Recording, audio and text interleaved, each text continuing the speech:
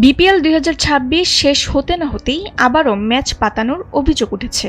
বুধবার রাজশাহী ওয়ারিয়র্সের কাছে দ্বিতীয় কোয়ালিফায়ারে ১২ রানে হেরে যায় সিলেট টাইটান্স। আর এই ম্যাচ হেরেই অভিযোগটি আনেন স্বয়ং সিলেট টাইটান্সের উপদেষ্টা ফাহিম আল চৌধুরী।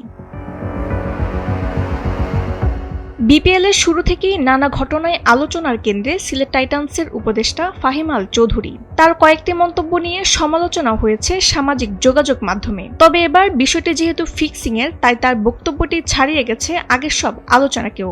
নড়েচড়ে বসেছে দেশের পুরো ক্রিকেট পাড়া। টুর্নামেন্ট থেকে সিলেটের বিদায়ের পর সাংবাদিকদের তিনি জানান, সিলেটের উপদেষ্টার পদ থেকে পদত্যাগ করেছেন। ঘণ্টাখানেক পর গাড়িতে বসে ফেসবুক লাইভে আসেন ফাহিম আল চৌধুরী, যেখানে তিনি অভিযোগ করেছেন সিলেট টাইটান্সের একজন ক্রিকেটার বেইমানি করার কারণে ফাইনালে যেতে পারেনি দলটি। তবে ওই ক্রিকেটারের নাম উল্লেখ করেননি ফাহিম।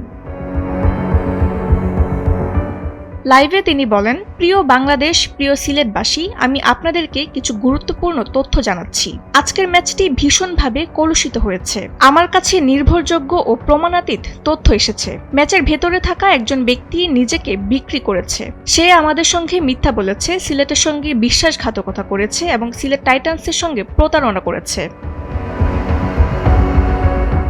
তিনি আরো বলেন, সিলেটের মানুষের আবেগের সঙ্গে সে নিষ্ঠুরভাবে বেইমানি করেছে। এর কোনো দরকারই ছিল না। সে চাইলে আমাকে বলতেই পারত তার কত টাকা প্রয়োজন, তা দেওয়া হয়ে যেত।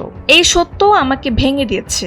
এই ঘটনা আমি এখানেই থামতে দেব না। বিষয়টি গভীরভাবে তদন্ত করা হবে এবং দায়ের বিরুদ্ধে যথাযথ ব্যবস্থা নেওয়া হবে। বিপিএল এ ফিক্সিং ইস্যু নতুন কিছু নয়। মোহাম্মদ আশরাফুলের মতো তারকা ক্রিকেটারদের ক্যারিয়ার শেষ হয়ে গিয়েছিল বিপিএল ম্যাচ পাতানোর অভিযোগে। এই আসরে তো এনামুল হক বিজয়, মোসাদ্দেক হোসেন সৈকত, আলাউদ্দিন বাবুরা বিপিএল এ অংশগ্রহণই করতে পারেননি। তবে এবার সিলেট উপদেষ্টার সরাসরি বক্তব্যের পর নিশ্চয়ই কপাল পুড়তে যাচ্ছে নতুন কোনো ক্রিকেটারের। কিন্তু তিনি কে, হয়তো নামটি জানা যাবে খুব দ্রুতই। ডেস্ক রিপোর্ট, সময়ের আলো।